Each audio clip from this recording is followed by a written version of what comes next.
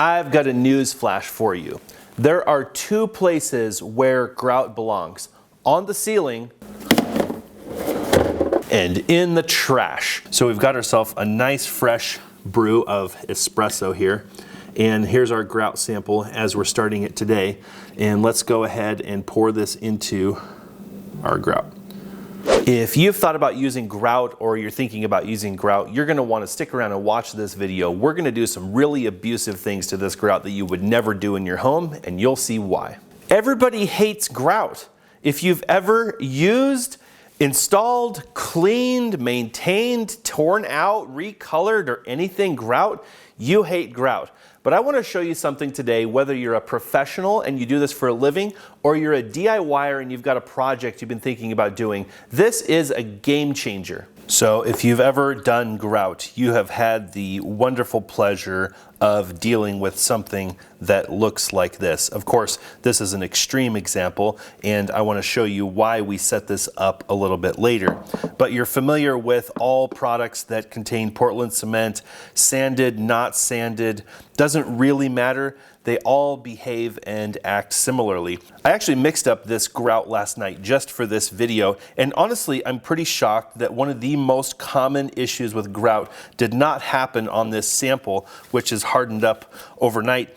There's no white powdery stuff, but that's just one of the many endless problems with Portland cement-based grout. On top of that, it's brittle, it breaks easily, it stains easily, it's acid sensitive, and it's just kind of generally a pain in the rear. Not to mention, getting color uniformity can be pretty difficult. Some people who've done this professionally know that when you have kind of a cold joint between batches, you guessed it, you get to deal with color issues, and oftentimes the homeowner can be quite frustrated.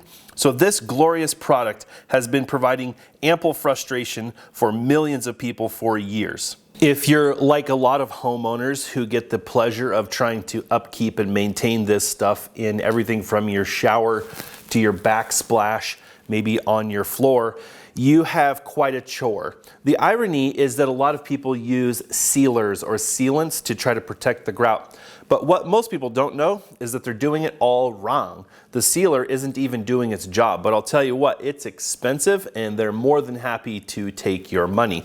So from the installation all the way through the maintenance and upkeep, traditional cement sanded grout is a pain in the rear. Check this out. The grout on this backsplash looks just like normal grout, but it's not. It's actually an epoxy product. It is designed to function and serve all the basic purposes and uses of grout, but it's a two-part epoxy and it solves every single problem that cement grout has. I thought we would take a moment here and really take a close look at traditional grout. That'll help us to do a fair apples to apples comparison with epoxy grout. I know people are going to have a lot of questions. So let's take a close look and do some testing on this traditional Portland cement-based grout.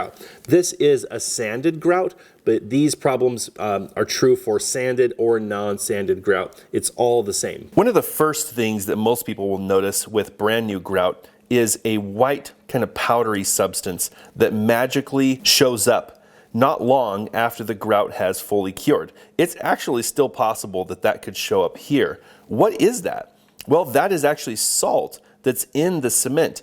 And as the moisture is leaving the grout, it actually wicks or moves its way to the surface. And the result is that it's actually visible on the surface. It's minerals that are actually in the cement product. The problem is it's a mineral, and so it's very hard to remove. It bonds itself to the surface through that sort of wicking process as the moisture leaves. That may be why we don't have any on this, because I actually left a lid on this and kept the moisture contained. Had I taken the lid off, maybe we would have that. There's a technical term for it. It's called efflorescence, and it can be a real pain in the rear, especially on large floors, showers, and things like that. If you're one of those people that have cement grout in your shower, you may notice that this stuff is just permanently there, and you swear every time you clean it, it comes back and you can't get rid of it. Well, it will actually eventually stop because it is of limited quantity, but it can be a real eyesore, and it just makes your shower or your floor look really dingy. The way a lot of people deal with efflorescence is to gently wipe it with a slightly acidic product or rag. It can be cleaned off, it can be removed, and what you actually have to do is slightly etch that mineral to remove it. Think like a stalactite or a stalagmite in a cave. That's what you're looking at. It can be like a calcium salt or something like that. And the problem is, when you wipe it with an acid, you're also etching or weakening the grout.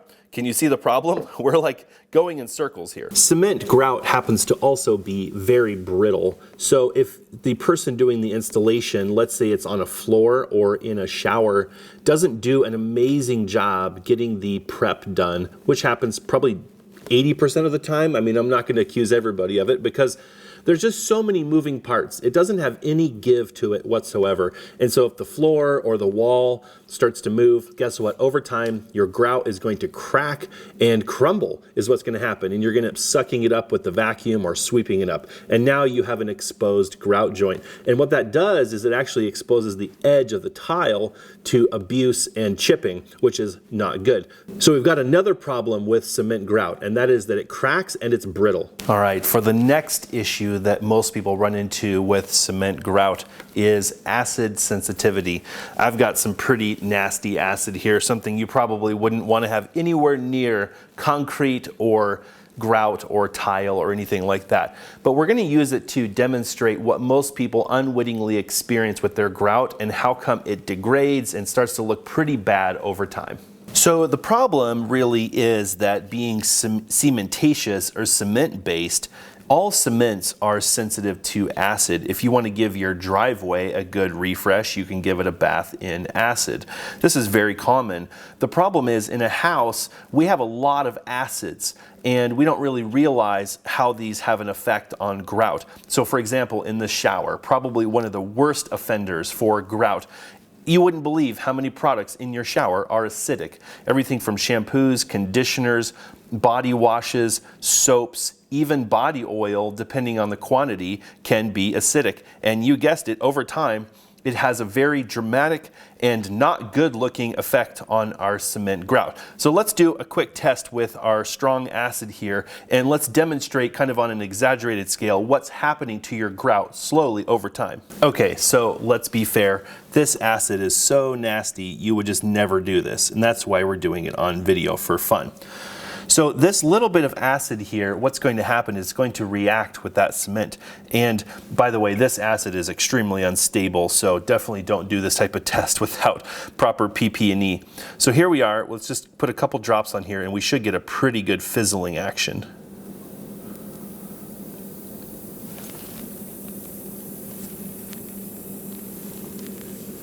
Can you guys hear that?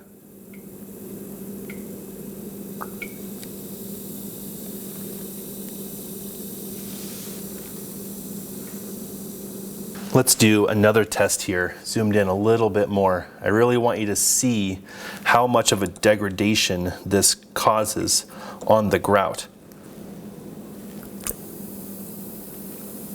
It's pretty violent chemical reaction happening there. And what that's doing is literally just weakening and degrading the surface of the grout. Of course, underneath, down deeper, it's probably okay, but you can see how over time, this would just weaken the grout to the point where it's ready to crack and crumble. And of course, it's also going to make it look dingy and ugly. So just imagine this is your floor. And what are things that we have that are acidic in the household? Well, in the kitchen, what isn't acidic? A lot of the foods that we eat, even eggs, milk, vinegar, pickles, I mean, mayonnaise, you name it. I mean, if it gets spilled, tracked, mopped on the floor, this is what's happening to your grout. And that explains why over time grout just starts to look terrible. So of course, with all this acid in our house, why on earth are we using grout? It's pretty crazy. So this has had a little bit of time to kind of settle down. I don't want to touch it because it's probably going to do some bad things to my fingers, but it's no wonder our showers, entryways, walkways where we walk with our feet, things like that start to look pretty bad, especially if you have pets. Pet oil is one of those things, not good for grout. And it just makes a lot of work. It's very expensive to keep clean. A lot of times even cleaning annually is not enough to keep up with. And of course, the same sensitivity, you think, I've got you figured out there. I seal my grout. Well, guess what? The sealers are good, but they're not that good. And over time, they do break down. The problem is they break down unevenly. They don't break down perfectly evenly. If they did, the whole thing would look uniformly bad. But they don't. They break down unevenly, and we end up with an unevenly modeled, kind of gross looking floor. And all of that can be traced back to acid sensitivity, including the sealers and the grout. If you're enjoying this video, please take a moment and give the video a thumbs up. And please share this video with your friends. You never know. You might save somebody who's working on a tile project you don't even know about from the misery of cement-based grout. All right, back to the video. If you have grout in your house, this machine should make you cringe. Coffee is both acidic, but it's also has a lot of tannins in it, and therefore it makes it very easy to stain things like grout. The next weakness of grout is its permeability, the fact that things can move through it. So let's make probably one of the worst things that you can put on your grout and use it for a test.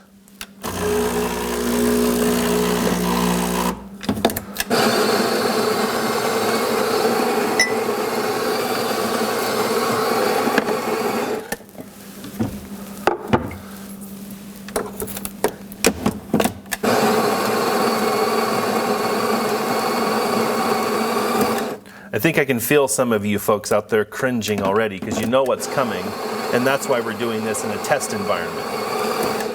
I wouldn't wish this upon my worst enemy, but we'll do it in the name of science.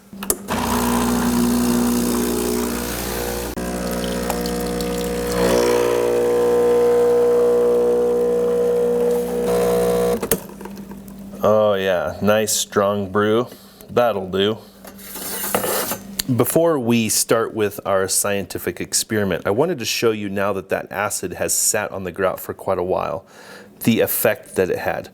Look at the difference on the surface and imagine this over time and how much it alters the grout. If you've thought to yourself, man, it feels like my grout gets dirtier faster after I clean it, there can actually be a lot of different reasons for that. But one of them is, look at the surface area. It's actually getting harder and harder to clean, especially in showers and high use areas. The grout gets a lot more surface area, and you guessed it, it's able to capture a lot more junk inside that surface area. Okay, for this test, I want to make sure that we're able to see the side of the container here. You know, it's probably going to take a while because while I say that this is permeable, it's not like a sponge necessarily, but liquids are able to pass through it.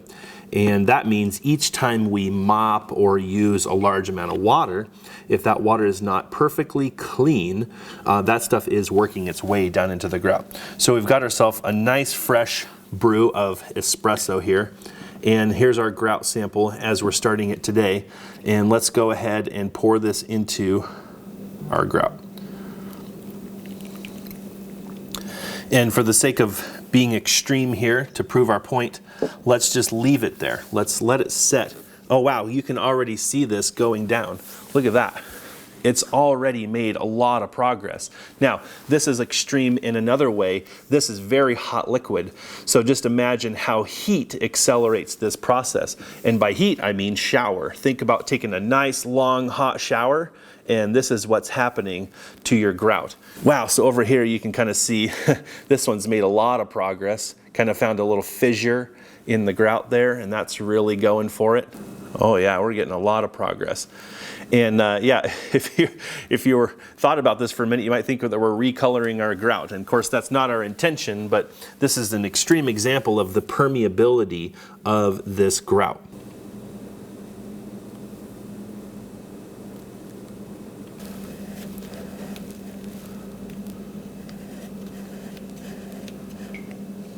All right, we're 5 minutes in, and things are starting to look kind of like a worm farm, if you know what I mean. It's got some kind of swelling up here on the side. See how it's wicking? Oh yeah, that's right. You can even get wicking, and that's part of the reason why on showers some of the lower tile look worse. That's one of many reasons. We've got a little bit of kind of deeper penetration here, and oh boy, that's looking pretty bad. So let's dump this coffee out and see what we ended up with. Man, a perfectly good cup of coffee. Woof. Look how beautiful that is. Let's give it a rinse.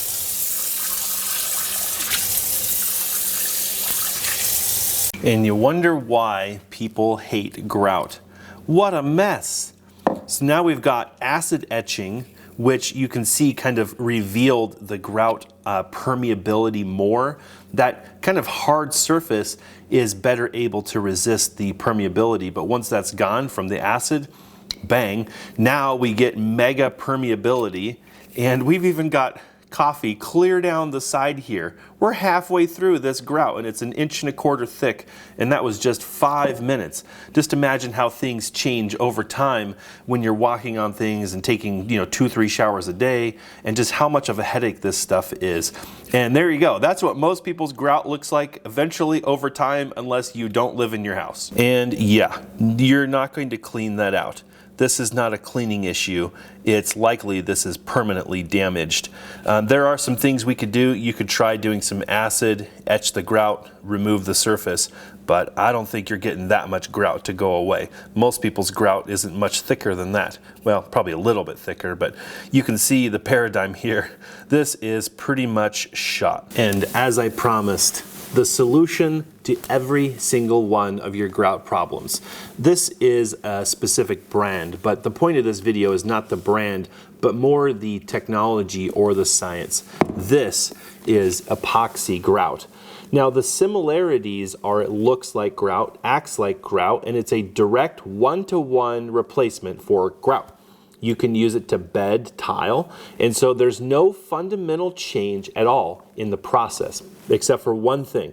The clock starts ticking when you mix it. That's the only thing. That epoxy has a hardening or curing process, and it can be quite rapid compared to traditional cement grout. You just have less time to work the grout. But you know what? All things have that kind of flashing off or curing process. So this is not a huge change, but it is something that you need to be aware of. So let's take a look at this product, and then we'll talk about some of the benefits and how different it is from everything we just talked about. So this company makes lots of variations of this general product. This one is called Star-like, and it kind of has like a twinkling sort of effect built into the grout, but it's essentially grout at the end of the day, and it's available in every color you can think of. You name it, they can do it.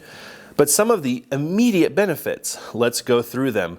So we've got chemical resistance. Guess what? It's not acid sensitive.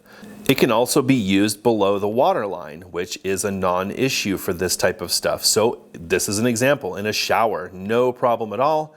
It's waterproof. Waterproof is important because it's not permeable. Nothing is going to get through and do what happened to the cement grout. It's got UV resistance built in, so you're not going to get that mottling or fading or discoloring that happens when we use colorants in cement grout. Because it's not permeable and it's chemical resistant, there's no need to seal it. That's right, you don't have to seal and reseal and clean and reseal epoxy grout.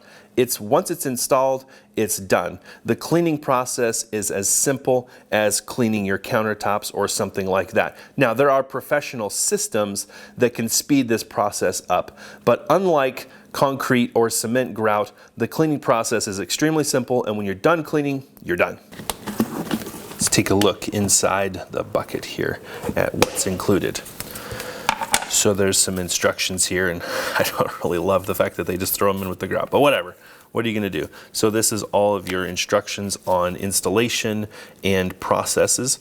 And the important thing here is that this can be used to bed tile. It can be used to grout tile. So again, no fundamental difference between what an installer or a DIYer would experience with normal grouts. This has a resin, and this is a two-part product, so this has to be mixed at the time that you're going to use the grout. And once it's mixed and it goes off, it is done. But you know what? That's also true of normal grout. You're never going to reuse grout. It's not something that you can preserve or keep for later use. And then inside here is the actual kind of grout product, if you will. And it looks exactly how you'd expect. It's kind of a sandy, pasty material. And once you mix it, it acts and behaves just like normal grout. With this product, one subtle difference in preparing it, and it is extremely important difference, it is in the instructions and you would want to follow, is to carefully mix. One weakness of this product is that if you don't properly mix it, the two components do not thoroughly bond and you end up with an issue, a softness issue. They don't cure. Without the accelerant or the catalyst, epoxy does not harden properly. And so there's some very specific instructions for how to mix this, but it's not a major problem, only that you need to know about it and you have to follow that instruction. I would mix some of this up and let it go off and harden and show you the product, but guess what? We have it right here in the backsplash, and that's one of the many reasons I can actually testify to the coolness of this product. I've been around grout a lot of my life, and I was sold on epoxy the first time I ever saw it, and I fell in love with it ever since. We'll never use anything else. So most people, if I told you I'm gonna put grout on my backsplash and it's gonna be white, and it's gonna be behind my sink where we process our garden and animals and food and things like that, normal people would freak out and try to talk me out of it. Well, guess what? We've got white grout in that exact situation. Let me show you its condition after 4 years of hard use. When we were designing this kitchenette, we knew it was gonna have a hard life. In fact, so hard we thought about making this a one-piece stainless steel back. Yep. The unsexy ones you see in restaurants, that's exactly what we were thinking, because we knew it was going to get splatter, all the splatter. Name it, it was going to get on there and have a tough life. We had a hard time finding that because of the pandemic, and so we ended up going with some of this stainless steel tile, kind of going a different route. The effect is the same because we get the cleanability, disinfectability of stainless steel, but it's in tile format, and that means grout in this case. I decided if we were gonna put tile in here, we were gonna put in some epoxy grout. So here, we're right behind the sink, dead nuts. And look at that grout.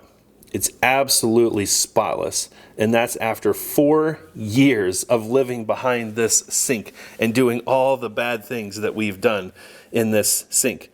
It looks absolutely amazing and beautiful. Normally, in an installation like this, I would have a very serious conversation with a homeowner and strongly advise they consider doing something different. But in the case of the epoxy grout, there really is no downside. So installing this was surprisingly easy. We did have a couple of little glitches, and I'll share those with you. But essentially, we did all of our normal tile installation. We did not use this to bed the tile. We used a different product called Acryl Pro, and it's designed for mortaring, or you can even use it for grouting, but we did not want to use it for the grout. We just used it to bed the tile and get the tile completely finished. When we were ready for grout, we went ahead and mixed up the epoxy, and that kind of starts this little panic alarm in your mind if you've never used it before, because you know the clock is ticking. You have about an hour to get the grouting done, and so you want to think about what you can get done in an hour. Well, this one pushed us right to the limit on this one because we weren't quite prepared for how to get the grout in the grout lines. We ended up using a grout bag, and once we figured that out, it worked perfectly. We had no problems. And then toward the end, we actually found that using just a sponge and a wet finger, it was very easy to smooth the grout out and get the most beautiful grout line. Of course, this is pretty tedious work, but to do that in a shower would be pretty painless. One of the other benefits of the epoxy is it's slightly malleable. It's very slightly viscous, just a little bit. Unlike cement, which has no give whatsoever, it'll just crack and it falls out. So this, if there's any movement that happens, it's much more forgiving. Once cured, epoxy is basically inert. It's not chemically reactive at all. I had my reservations about using epoxy on this butcher block top. And you know, I actually leaned on my experience with epoxy grout. And I said, man, if it can survive as grout, it probably makes a really great countertop. So over here, we have, you guessed it, epoxy in front of this coffee maker. And this thing has been beat up, and I can't tell you how many coffee spills have happened on here. It needs a little bit of a touch-up to make it look better, but it looks great, all things considered. And if this were grout, obviously this would be a stained, mottled, etched mess, right?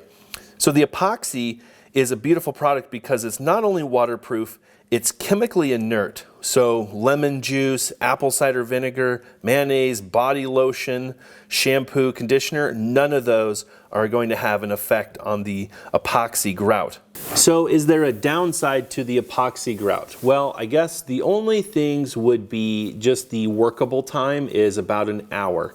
And so that kind of creates a narrow constraint. But there's no issue with cold joints or anything like that, so there's no reason to take this in large amounts. You can get this in very large quantities. And using traditional grouting methods, like a grout float, you can cover a lot of ground in an hour, meaning as you mix product and you keep moving, I don't think there's a reason you couldn't do an entire baseball stadium if you had to. You just have to be able to think through the job flow. But a lot of people who are DIYers are going to purchase it in smaller quantities like this one. I think this is around 3 or 5 pounds. Yeah, it's 5.5 pounds. The other downside, I guess, would be cost. This is quite a bit more costly than cementatious grout up front. And I think that's the point, is that up front, cement grout is dirt cheap. It's the same amount of labor to install this as it is cement grout, right? So you're not saving any money that direction. So at the end of the day, the only difference is more upfront cost. But if you look at the long-term cost, cement grout is a miserable fail, because as soon as you have to buy sealer, clean it all the time, change the color, do all these services and maintenances, you're going to be miles ahead with epoxy grout. And so I think if you can get over the upfront cost, I think you'll see the long-term cost is basically nothing. I mean, you'll have to have it cleaned periodically, but other than that, the maintenance is zero. The one place I probably wouldn't spend the money on epoxy grout would be like a decorative wall. You know, maybe high up on something where it's just never going to get any use. You're not going to walk on it. You're not going to shower on it. You're not going to eat on it. I would have a hard time justifying the cost here. The thing is, if any portion of that surface at all is going to get those things, you're probably just going to do the whole thing with this one method. You don't want to mix the two methods. So this is really a benign cost. I think the cost of this small package here is around $40 to $50. And one of those packages did this whole entire backsplash. I can't remember what the square footage of this is, but I would say a normal kitchen, you're probably looking at around $100 in grout. Recently, I looked at a big box store at the cost of impregnating sealer. These are like a fluorochemical, kind of like Teflon.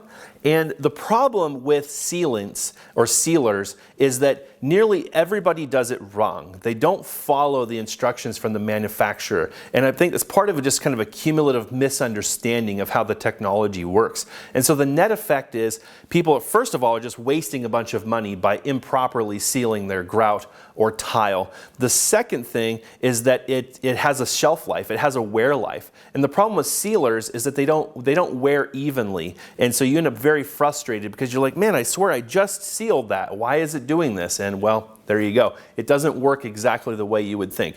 I'm not saying that sealers don't work, but there's a process. But you know what? You can just skip all of that. Skip the cost and the effort and the headaches of sealing by jumping to an epoxy grout. Recently at the big box store, I think I saw sealer was around $50 for a quart. I know I've paid as much as $200 to $300 a gallon for this stuff. Holy smokes, right? And then you have to do it. all the time. So for example, in a shower, you might be sealing that tile every 3 months, maybe 6 months, depending on how much it's used. If you have flooring tile, maybe in a kitchen or a walkway that gets a lot of foot traffic, you guessed it, probably need to be doing that every 6 months or so. Holy cow, why deal with all that stuff?